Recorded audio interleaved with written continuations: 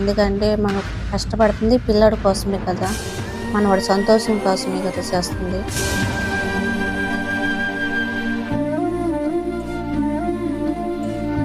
తెలిసే వాడికి నేను టైం ఇట్లా ఇబ్బంది పెడుతున్నాను, ఎక్కడికి తీసుకెళ్ళట్లా, ఎంత చేస్తుంది వాడి కోసం, వాడి భవిష్యత్తు కోసం. నేను ఎంత పడినా కష్టం, వాడు ఆ కష్టం పడకూడదు. మనం ఎంత ఇబ్బంది పడుతున్నామో ఆ ఇబ్బంది వాడికి తెలియకూడదు. వాడి ఫ్యూచర్ బాగుండాలంటే మనం కష్టపడాలి. నీకు కొంచెం టైం అయిపోవచ్చు అని కన్ఫర్మ్ చెప్తున్నా.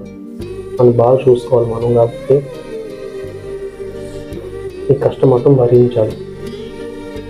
ఈ విషయం వాడికి అర్థం కాకూడదు, తెలియకూడదు. ఓకేనా?